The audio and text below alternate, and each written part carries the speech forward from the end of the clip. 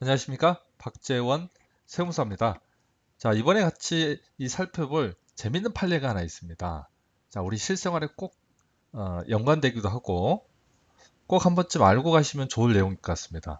우리 손자에게 사전에 재산을 증여했는데 이 판례적으로 어떤 문제가 생겼다는 겁니다. 자, 우리 일상생활에서 손자들한테 뭐 재산을 준다, 좀 증여한다 이런 경우 많이 있지 않습니까? 그래서 이 할아버지 할머니들이 성견지명이 있어서 우리 손자한테 사전에 뭘 증여를 한다. 또는 뭐 아들이 건강이 좋지 않아요. 그래서 어, 바로 아들한테 하는 것보다 뭐 손자한테 하는 게 좋겠다라고 해서 손자한테 증여할 수도 있고, 또 아들이 재산을 그냥 어, 이렇게 무조건 없애버려요. 그래서 또 안전하게 손자한테 좀 해주고 싶다. 이럴 수도 있죠.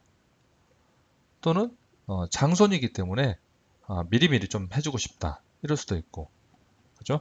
그리고 며느리가 있기 때문에 또 며느리를 좀 거쳐서 우리 자기 직접 손자들한테 주고 싶은 경우가 있죠. 그래서 며느리는 생략하고, 그죠? 자, 그런 경우가 지금 있는데 그 경우에 어떤 문제가 생긴 건데 한번 꼭 아셔야 될 내용이지 않습니까?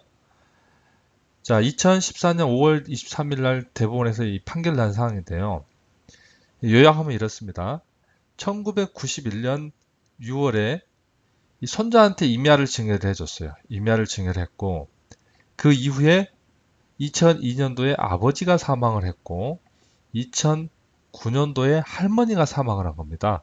자, 그래서 간단히 이해를 하면 재산을 먼저 손자한테 증여를 했고, 할머니가, 그리고 아버지가 먼저 돌아가시고, 이후에 할머니가 돌아가신 거네요. 자, 이런 이야기입니다. 자, 그런데 할머니가 돌아가시고 나니까 증여받은 재산은 유류분 산정의 대상인 특별수익에 해당되어 하기 때문에 소유권 이전을 등기로 소송한 거죠. 그래서 돌려주라 이런 이야기인데 참 내용이 좀 어렵습니다. 어려운 용어도 왔고 하지만 이 스토리는 아주 간단합니다.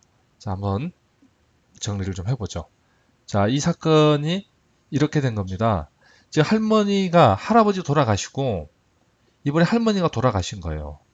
그래서 이 할머니가 돌아가셨는데 이제 자, 사건을 한번 보죠.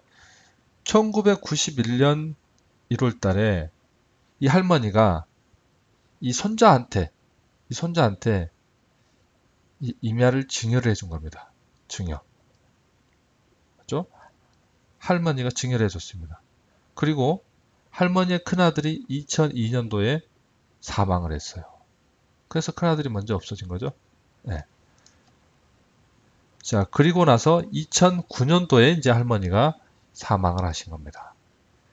자, 그래서 스토리는 어떻게 됩니까? 정리하면 할머니 혼자 사시고 있고 아들 둘이고 손자가 있었죠. 그런데 할머니의 자식들이 살아있을 때 손자한테 재산 증여를 했고,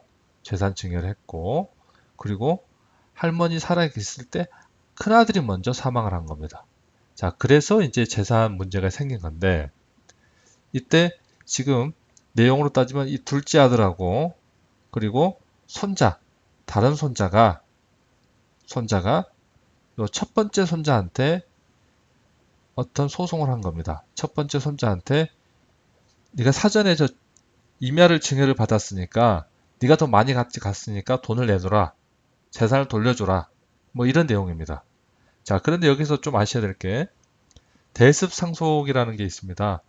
뭐 아시는 분은 이제 알고 계시겠지만 뭐 큰아들이 돌아가셨으니까 할머니 재산을 받지 못하지 않냐라는 게 아니고요. 할머니 재산은 이 큰아들하고 어떻게 해요? 요 둘째 아들이 가져가야 되는데 큰아들이 먼저 돌아가셨기 때문에 큰아들에 대한 지분을 손자 둘이 예, 대신해서 상속을 받게 되는 걸 이걸 대습 상속이라 그럽니다.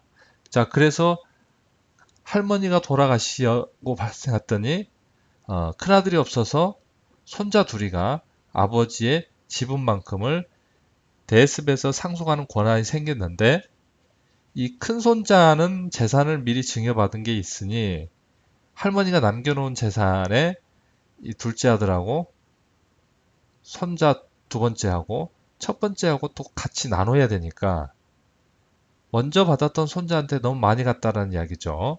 자, 이런 이야기로 한번 정리해 보도록 하겠습니다.